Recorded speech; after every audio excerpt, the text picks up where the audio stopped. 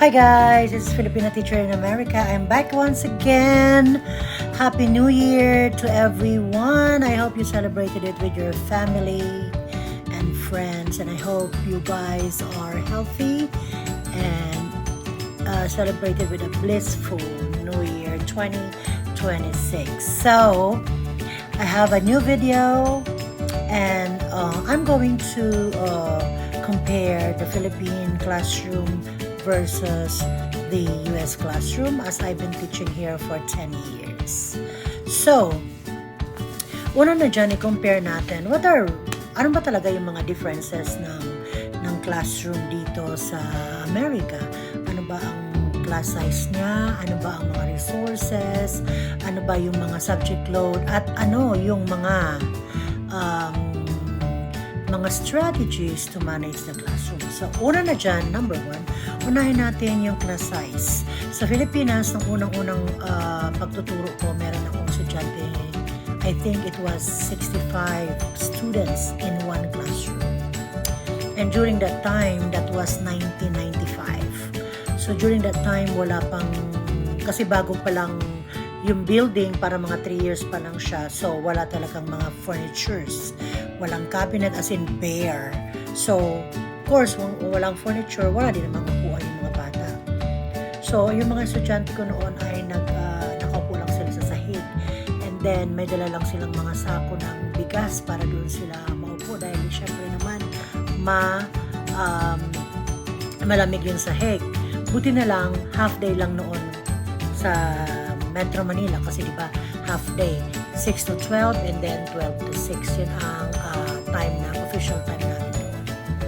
So during those times meron ako 65 students, yan ang class size ko, and then yung subject na ituturo mo, since I was teaching, I think I was 3rd grade noon, tuturo mo lahat ng subject, wala English, Math, Science, PE, Music, ano ba, Filipino, so lahat ng core subject, ituturo mo talaga siya. So, since bago lang yung school, limited pa yung mga gamit. So, syempre, expect mo na wala ka din namang reference books, right? So, yung reference book, wala din. Syempre, manghihiram ka na lang sa mga kakilala mong teachers o yung mga senior teachers na nandoon na sa school na abutan mo, manghihiram ka na lang doon kasi wala talaga mga reference books. Wala nang furniture, ang laki-laki pa ng class size, at wala talagang mga resources na ipinapagamit sa teacher. So, since bago ka nga, syempre, nag-a-adapt ka pa sa sistema, nag-a-adapt ka pa sa sitwasyon, nag-a-adapt ka pa sa class size mo. Imagine 65 students, pag hahawakan mo sa 6 hours na yon, wala ka pang resources. So, syempre, overwhelmed ka sa araw-araw mong pagpasok sa trabaho, di ba? Pero, syempre, ang mga colleague naman natin sa Pilipinas ay very generous naman na mag-share ng kanilang mga reference books. And then, kalaunan, medyo nagutay-utay na, meron ng mga furnitures, pa isa-isa, hanggang sa matapos ko yung 20 years ko noon sa school ko sa Pilipinas. And then, so bukod nga sa class size, yung mga resources, walang upuan, walang cabinet, walang textbook, as in wala. So, lahat ng mga structured mo sa classroom mo, ikaw ang magbabayad o ikaw yung bibili para syempre para ma-structure mo ng maigi yung classroom mo. So, lahat sa iyo yun mula sa sarili mong bulsa. Kasi nga, syempre, pag public school, ganun talaga ang sistema, di ba? I hope nabago na sa ngayon, pero nung panahonan ko, since I started teaching in the public school in the Philippines in 1995, wala as in scarce talaga lahat ng mga resources. Okay? So, yun. And then, so mula sa mga resources, sa class size, sa mga subject na lahat may tuturo, ano ba yung mga strategy na pwede na natutunan ko or na-adapt ko or sa sarili kong estratehiya para mag-disiplina ng mga bata. Diba sa atin noon, ang mga bata naman hindi naman sila gaano pasaway. Sa totoo lang, hindi talaga. Kung may 65 kang estudyante, mga 1, 2, 3 lang doon talaga ang mga pasaway. Other than that, hindi sila problema. At hindi rin sila problema para i-encourage mo sila mag-aral. So, ganun ang mga estudyante natin sa Pilipinas. Hindi sila problema. Mga 90% or 85% talaga willing silang mag-aral. Hindi mo na kailangan sila na i-encourage pa ng pagkahabang pag-uusap para lang sila mag-aral. So, they're really willing to learn. Kasi nga, di ba, nakamulatan natin na ang education lang ang pwedeng magpaangat sa buhay natin. So, yun ang isa sa mga napapansin ko. Kaya wala naman ako masyadong problema nun sa mga estudyante ko, though I have 60 to 65 students during that time in 1995. And then, of course, hindi ko pa alam noon yung mga rules and procedures. Basta, as the days passes by, natututunan ko na lang siyang gawin. And of course, syempre, kailangan din talaga na make sure na ang lahat ng mga bata ay safe sa loob ng classroom. Wala naman din ako naging problema noon sa mga parent kasi very supportive naman yung mga parent ko noon, nung panahon na yon.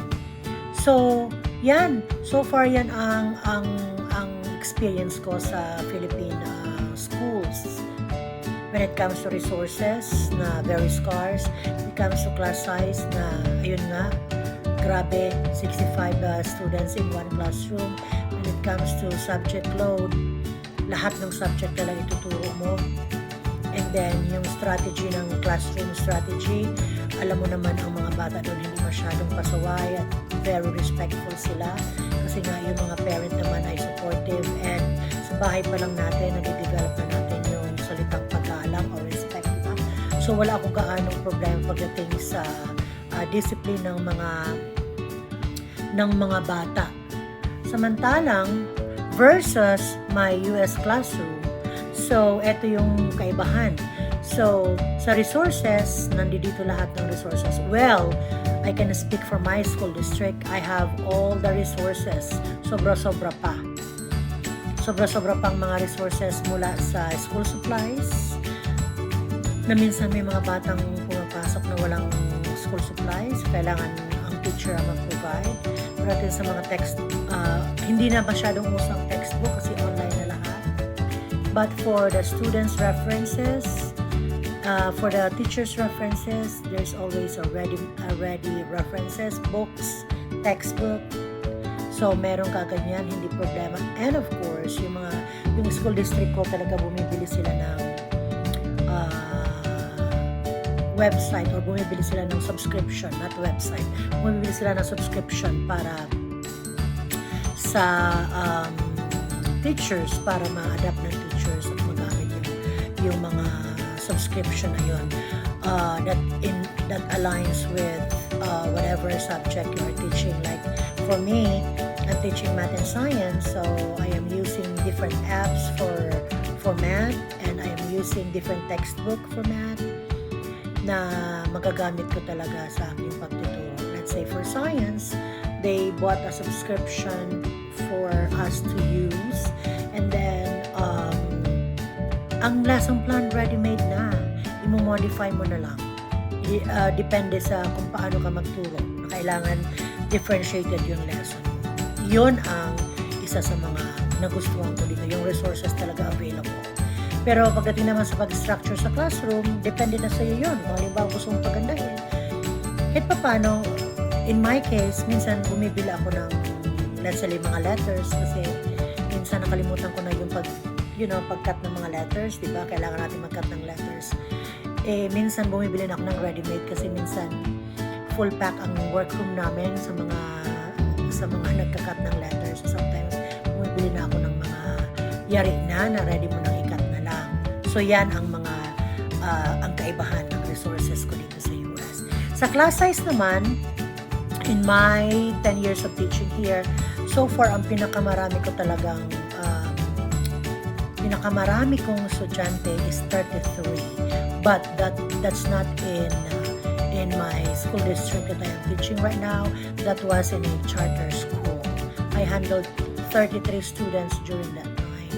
But hindi ganong marami kasi nga partner kami ng isang teacher siya, reading and social studies, ako naman math and science. So, hindi masyadong problema yung mga bata. Though 33 students yun. Pero kalauna, nung lumipat na ako ng public school, 20 to 25 na lang yung aking estudyante. So, nakakaliit talaga as compared to the Philippines, which is 60 to 65, imagine that. But before ako umalis ng Pilipinas, ang estudyante ko na lang doon is, I think, 35. I think, I'm not sure. Kalimutan ko na. So, yun. So, sa class size, maliit talaga mga class size dito. Pero, yung ibang mga teacher nagre-reklamo pa sila sa class size. Kasi I think, ang maximum na class size supposed to be 20 to 25 students lang in a classroom. Pero yung classroom na yun, lahat sila may chairs and tables. Meron silang desk. Bawat isang bata. Minsan nga, sa classroom ko, sobra-sobra pa yung mga desk na nasa loob ng aking classroom. So, sa subject load naman, dito sa US, math and science lang ang tinuturo ko kasi 4th grade ang tinuturo ko. So, yun lang talaga at may ready-made ng lesson plan. So, hindi mo na pupulimahin, i-modify mo na lang, and then, meron ka pang instructional coach just in case hindi mo maintindihan kung paano may deliver yung subject. But then, I find it very easy para i-deliver yung subject matter. So, kapag may experience ka naman sa Pilipinas, kahit papano, hindi ka na zero sa idea, right?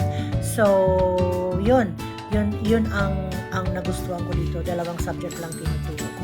Unless you are handling GT or gifted and talented students, you are gonna be teaching 4 subjects like ELA or reading, math, science, and social studies.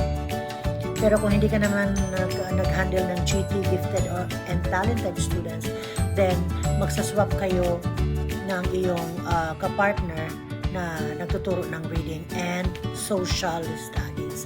Pagdating naman sa strategies on classroom management, on how to handle students' behavior, parang na-discuss ko na ito sa aking isang vlog, na kailangan clear ang expectations para sa mga bata.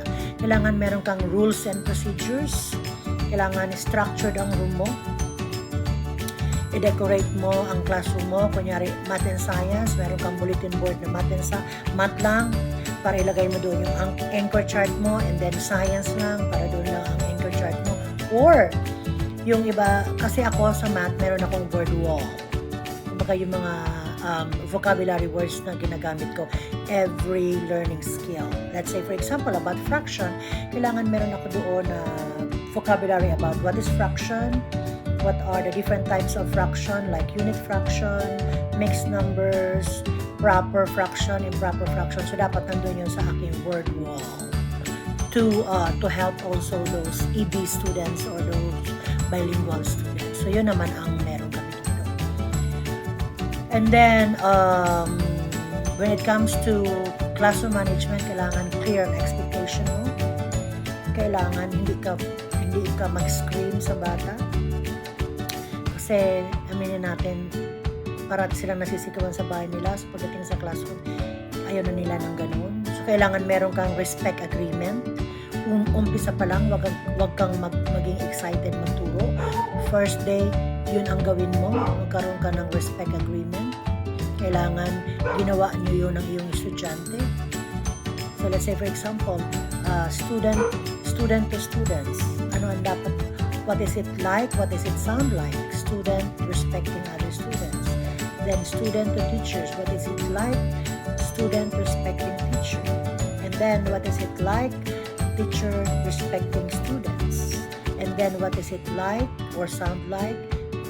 Everyone else respecting the school property. So dapat meron kang ganon. Para alam ng mga bata ang boundaries nila. Kasi importante yung boundaries sa mga bata, sa mga estudyante dito. So, when it comes to, aside from that, kailangan kung medyo talagang they're giving you a hard time, it's time for you to call the parents and inform them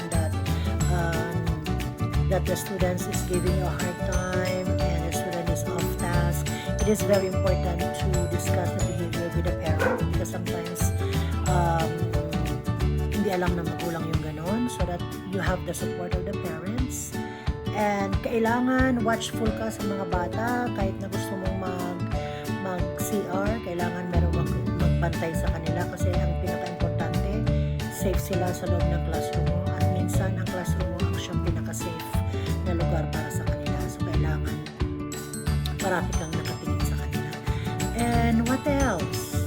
Oh, let's say for example, kailangan may routine. Pagpasok pa lang sa classroom, hindi sila basta-basta papasok lang. They have to line up outside of your classroom and then they have to wait for your signal na papasukin mo na sila. Same thing with going out. They have to line up inside your classroom and then wait for the signal na lalabas sila. And let's say for example, they need to go to the bathroom, there should be a signal, a hand signal in order for them to call your attention. Hindi sila basta-basta lalabas at all. So, kailangan in place ang rules mo and procedures sa iyong class, sa iyong estudyante. Let's say for example, kasi before palabas lang ako ng palabas, hindi pala maganda kasi they tend to play in the bathroom. So what I did, I sign up sheets, what time they go out, what time they come in, and then so from there makikita mo kung sino yung mga batang labas ng labas, and then you can call the parents. Is there any medical issue with this student, so that you will know, because sometimes students are just avoiding to do work, and sometimes they are off task because they need your attention for them to go to the bathroom. So sometimes may mga ganyang scenario. So make sure that you will give them clear yung expectations na ibibigay mo sa kanila. So kagaya ko, so meron silang signing sheets, and then kailangan sabihin mo, go ahead, 2 minutes only. Because kapag hindi clear ang expectations mo, magkakaroon ng chaos sa araw na yun. And then, let's say for example, when they are walking along the hallway, kailangan clear din na expectations mo. Kailangan hands to your side, feet together. Let's say for example, nagpapalinya ka sa labas, kailangan clear ang expectation. Short and simple. Because na-observe ko sa aking mga estudyante, the more words you were gonna tell them, the more they will not follow. So make sure that your instruction should be short and simple. Hands to yourself. Look at the front. Make your line straight. That's it. Short and simple. And then, with that, I'm sure you will gonna be successful. So for those aspiring teachers who wants to teach in America, I hope you guys can learn from this video. And please do not forget to like and subscribe, Filipina Teacher in America. Thank you guys. Until the next video. Bye.